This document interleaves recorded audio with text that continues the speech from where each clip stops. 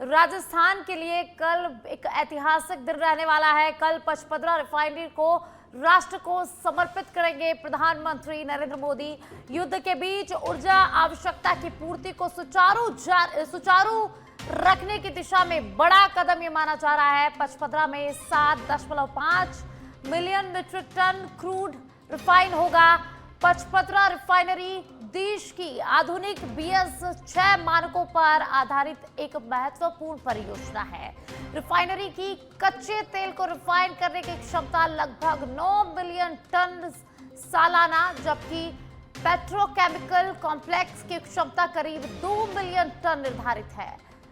तो रिफाइनिंग और पेट्रोकेमिकल उत्पादन एक साथ करने की खासियत इसमें है। रिफाइनरी के लिए कच्चे तेल की आपूर्ति मुख्यतः अरब देशों से होगी, तो वहीं राजस्थान में उत्पादित लगभग 1.5 मिलियन टन कच्चे तेल का भी उपयोग किया जाएगा।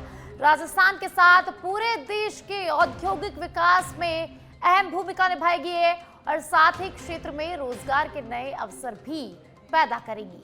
तो प्रधानमंत्री नरेंद्र मोदी विशेष विमान से कल बाड़मेर के उत्तरलाई एयरपोर्ट पहुंचेंगे। तो पीएम वहां से हेलीकॉप्टर के जरिए सीधे पचपदरा रिफाइनरी के हेलीपैड पर पहुंचेंगे। रिफाइनरी परिसर में लगभग 1 घंटे तक विभिन्न तकनीकी प्रक्रियाओं का प्रधानमंत्री अवलोकन करेंगे। मुख्यमंत्री भजनलाल शर्मा भी इस दौरान मौजूद रहेंगे। केंद्रीय पेट्रोलियम मंत्री हरदीप सिंह पुरी भी यहां पर मौजूद रहेंगे। इसके बाद जनसभा को भी संबोधित करेंगे प्रधानमंत्री। पचपदरा रिफाइनरी परियोजना प्रदेश के लिए साबित होगी बड़ी सौगात। इससे प्रदेश की अर्थव्यवस्था को मजबूती मिलेगी, साथ ही पश्चिमी राजस्थान के विकास को नई गति मिलेगी। पेट्रोकेमिकल सेक्टर को भी इससे बढ़ावा मिलेगा। तो प्रधानमंत्री नरेंद्र मोदी कल पचपदरा रिफाइनरी का उद्घाटन करेंगे। ज्यादा जानकारी के लिए पॉलिटिकल एडिटर लाल सिंह फौजदार जुड़ चुके हैं। लाल सिंह, राजस्थान के लिए कल एक ऐतिहासिक दिन रहने वाला है। प्रधानमंत्री नरेंद्र मोदी कल बालोतरा पहुंचेंगे, जहां पचपदरा रिफाइनरी को राष्ट्र को समर्पित करेंगे। तो बड़ी सौगात राजस्थान को कल मिलने वाली है।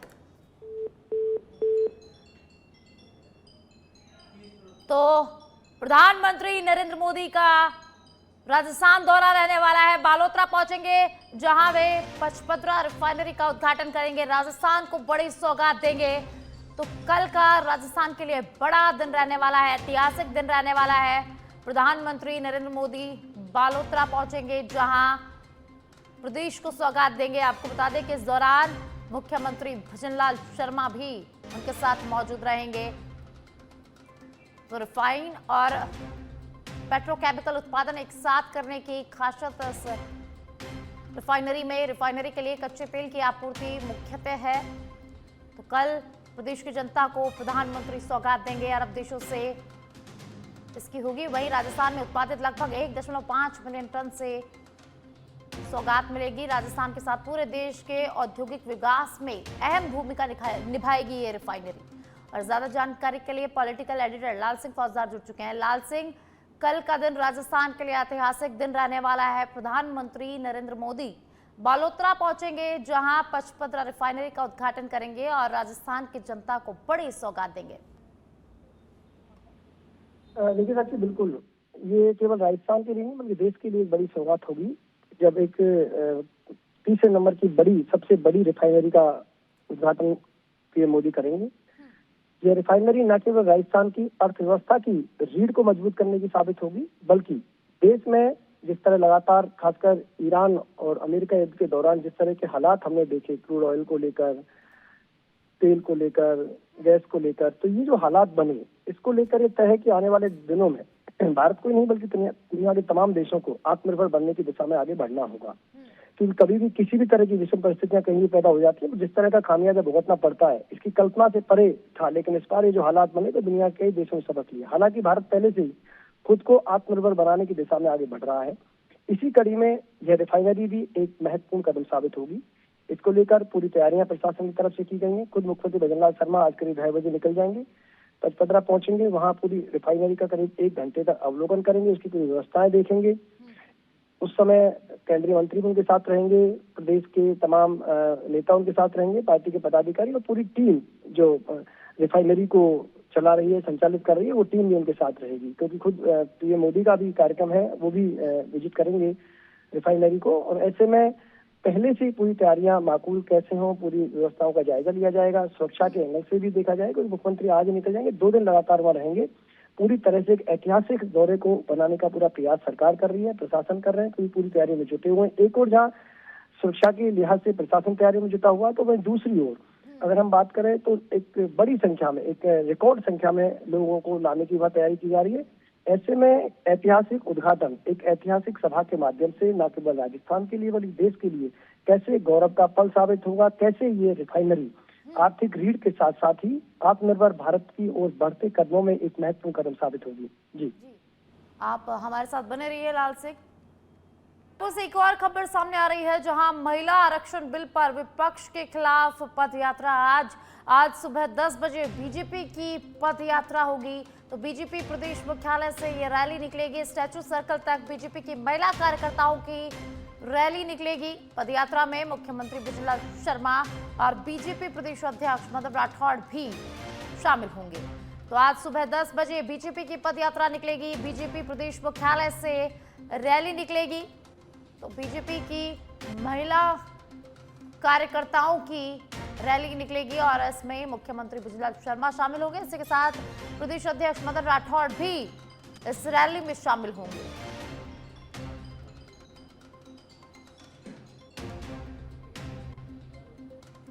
तो जयपुर से एक खबर है, महिला आरक्षण बिल पर विपक्ष के खिलाफ पदयात्रा।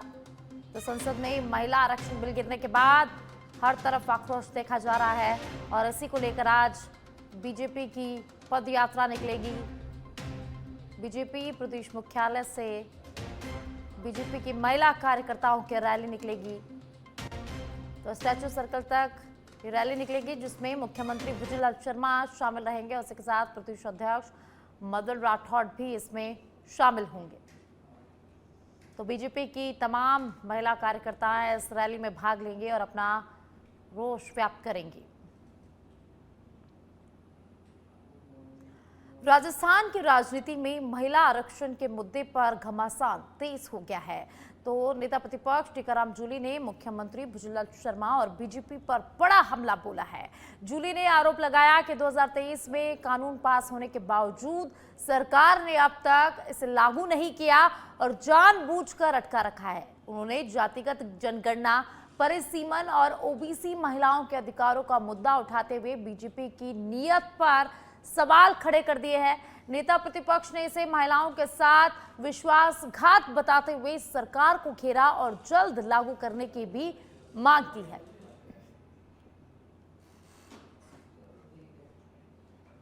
जिस बीजेपी के विधायक रेप के, बलात्कार के आरोपी हों, जिस बीजेपी ने बलात्कार के आरोपियों को सजा माफ कर दी हो, जेल से छुड़वा दिया हो, जिस बीजेपी के नेताओं के ऊपर इतने आरोप लगे हैं महिला अपराधियों को बचाने के, वो बीजेपी आज किस मुंह से महिला सशक्तिकरण की बात कर रही है? और आप तो 12 साल से हो, आपने हर एक बिल पास करवाया है, महिला आरक्षण का पास कराया था इसके अंदर, तो ये पहला बिल ऐसे कैसे था जो आप पास नहीं करा पाए? तो ये साजिश है सीधी और सीधी। क्योंकि मोदी जी जिस प्रकार से जो मन की बात कर रहे थे, देश की जनता को संबोधित कर रहे थे, वो ऐसा लग रहा है जैसे कि बहुत बड़ा नाटक करने के लिए दिन में ही लोग कहने लगे थे कि अब नाटक होंगे 8:30 बजे, और वही हुए। नेशनल हेराल्ड से जुड़े मनी लॉन्ड्रिंग केस में दिल्ली हाई कोर्ट में आज ईडी की याचिका पर सुनवाई होगी। ईडी ने ट्रायल कोर्ट के आदेश को चुनौती दी है। ट्रायल कोर्ट ने 16 दिसंबर 2025 को ईडी की चार्जशीट पर संज्ञान लेने से इनकार कर दिया था। दिल्ली हाई कोर्ट ने 22 दिसंबर को सोनिया गांधी, राहुल गांधी समेत अन्य आरोपियों को नोटिस जारी किया था। मामले की सुनवाई जस्टिस स्वर्ण कांता शर्मा की बेंच में होगी। ईडी ने आरोप लगाया है कि सोनिया गांधी, राहुल गांधी और अन्य ने साजिश के तहत एजेएल की करीब 2000 करोड़ रुपए की संपत्तियों पर कब्जा किया। इसके लिए यंग इंडियन कंपनी का इस्तेमाल किया गया, जिसमें गांधी परिवार की 76% हिस्सेदारी थी।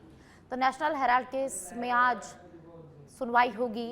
ईडी की ट्रायल कोर्ट के आदेश को चुनौती, निचली अदालत ने चार्जशीट पर संज्ञान नहीं लिया था और अब इस कोर्ट में, हाई कोर्ट में नेशनल हेराल्ड की केस में सुनवाई होगी। और इसी के बीच श्रीगंगानगर के रावला से बड़ी खबर सामने आ रही है, जहां रावला क्षेत्र के चक 8 DOL में भाई ने कुल्हाड़ी से अपनी बहन की हत्या कर दी है। जमीन विवाद के चलते छोटे भाई ने बड़ी बहन की हत्या कर दी है। आरोपी पवन उर्फ सुरेंद्र की उम्र 25 वर्ष है, तो वही मृतका मंजू की उम्र 27 वर्ष बताई जा रही है। मृतका मंजू प्राइवेट कंपनी के अनुबंध में रावला विद्युत विभाग में काम करती थी। हत्या करने वाला भाई पवन प्राइवेट निजी स्कूल में पढ़ाने का काम करता था। तो मृतका के शव को रावला मोर्चरी में रखवा दिया गया है। सीओ प्रशांत कौशिक घटनास्थल पर पहुंचे हैं। रावला थाना क्षेत्र के 8 DOL का ये पूरा मामला है, जहां भाई बहन को झकझोर देने वाला मामला सामने आया है। छोटी बहन ने अपनी बड़ी बहन की कुल्हाड़ी से मारकर हत्या कर दी है। तो जमीनी विवाद को लेकर हत्या की सूचना जो है वो सामने आ रही है। सीओ प्रशांत कौशिक घटनास्थल पर पहुंच गए, पूरे मामले की जांच की जा रही है। तो वही मृतका के शव को रावला अस्पताल की मोर्चरी में रखवा दिया गया है। तो चक 8 DOL में भाई ने कुल्हाड़ी से मारकर अपनी बड़ी बहन की हत्या करती है। जमीनी विवाद के चलते यह हत्या की गई है। मृतका के शव को रावला अस्पताल की मोर्चरी में रखवा दिया गया है। और ज्यादा जानकारी के लिए सहयोगी मुकेश मेरे साथ फोन लाइन पर जुड़ चुके हैं। मुकेश, रावला में बहन भाई के रिश्तों को झकझोर देने वाली घटना सामने आई है। यहाँ पर जमीनी विवाद को लेकर एक छोटे भाई ने अपनी सगी बड़ी बहन की कुल्हाड़ी से मारकर हत्या कर दी। क्या कुछ ये पूरा मामला है? जी, मैं आपको बता दूं, ये रावला क्षेत्र के 8 DOL की ये घटना है, जहां भाई ने कुल्हाड़ी से वार कर बहन की हत्या कर दी है। और जो आरोपी भाई है उसका नाम पवन उर्फ सुरेंद्र बताया जा रहा है और जिसकी उम्र 25 वर्ष है। जो भाई है वह एक प्राइवेट निजी स्कूल में पढ़ाने का काम करता था और जबकि ये मृतका है जो मंजू, वो सुविधा कर्मी अनुबंध में विद्युत विभाग में कार्य करती थी। इनका जो मामला था काफी समय से जमीन में हिस्से को लेकर चल रहा था, जिसने भाई ने बहन को अपने जो भी अन्न है, अनाज है, उसमें से हिस्सा लेने के बहाने उसको घर बुलाया और घर पे अकेला पाकर इस फायदे में उसने अपनी बहन की हत्या कर दी। और इस मामले को लेकर सीओ प्रशांत कौशिक है वो घटनास्थल पर पहुंचे हैं और घटनास्थल का जायजा लिया है। वहां जायजे के बाद उन्होंने शव को मोर्चरी में रखवाया है। फिलहाल पुलिस है जो कि पूरे मामले की जांच में जुटी है और गहनता से आरोपी से पूछताछ की जा रही है, या अन्य कोई मामला था या जमीनी विवाद को ही लेकर इसकी हत्या हुई है। जी, बहुत बहुत शुक्रिया मुकेश इस तमाम जानकारी को साझा करने के लिए।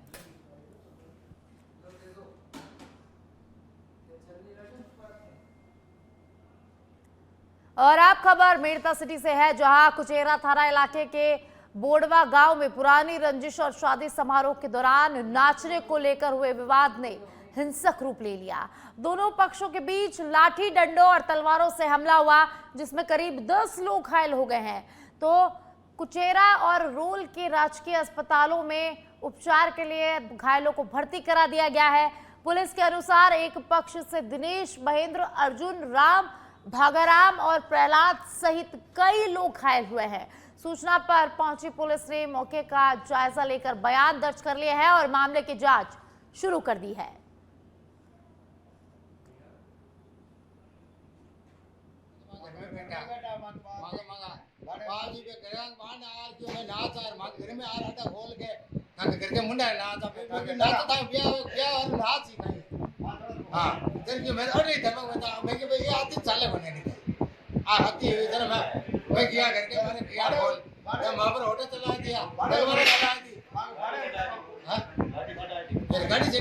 कितने हमलावर थे और किस हथियारों से और किस तरह से हमला किया?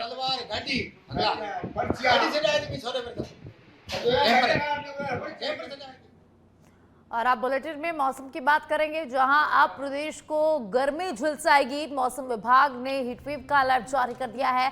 रविवार को अलवर, भरतपुर, डीग, धौलपुर, झुंझुनू, खेरतल, तिजारा और कोटपुतली बहरोड में लू चली और आज भी 8 जिलों में हीटवेव का अलर्ट जारी किया गया है, जिसका असर 23 अप्रैल तक रहने वाला है। रविवार को 9 शहरों में दिन का पारा 41 डिग्री से अधिक दर्ज किया गया है। कोटा में 42.1 डिग्री सेल्सियस तक तापमान के साथ प्रदेश में सबसे गर्म शहर रहा है, जबकि जयपुर में भी पारा 40.2 डिग्री तक पहुंचा। तो आज भी 8 जिलों में हीटवेव का अलर्ट जारी किया गया है।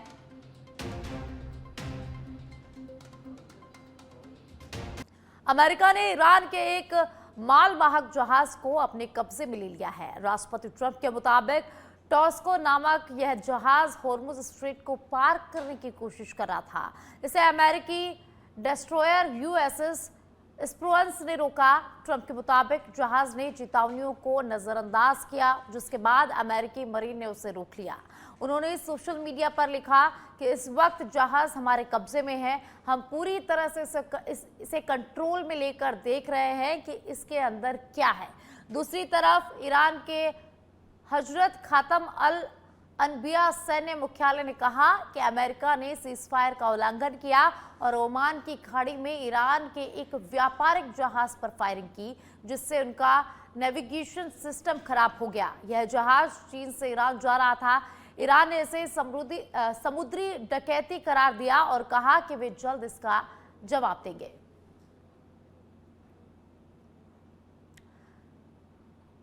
तो हॉर्मुज पार करने की कोशिश के बाद अमेरिका ने जहाज को रोक लिया, तो ईरान ने कहा इसका जल्द जवाब देंगे। तो अमेरिका का चीन से आ रहे ईरानी जहाज पर कब्जा हॉर्मुज पार करने की कोशिश कर रहा था और इसी दौरान अमेरिका ने इस पर कब्जा कर लिया। असम के गुवाहाटी शहर में रविवार रात को हुई भारी बारिश के कारण गुवाहाटी और उसके आसपास के कामरूप मेट्रो जिले के इलाकों में आज शिक्षण संस्थान बंद है। जलभराव और भारी बारिश के चलते प्रशासन ने सरकारी और प्राइवेट स्कूल और कॉलेजों को आज बंद करने के निर्देश दिए हैं। प्रशासन ने साफ कहा कि ये निर्देश प्राइवेट स्कूल और कॉलेजों पर भी पूरी तरह से लागू होगा। प्रशासन की ओर से जारी किए गए नोटिफिकेशन में कहा गया है कि गुवाहाटी शहर में भारी बारिश के कारण आई अचानक बाढ़ से पैदा हुई स्थिति को देखते हुए गुवाहाटी नगर निगम क्षेत्र के सभी एजुकेशनल इंस्टीट्यूट्स को बंद घोषित किए जाते हैं।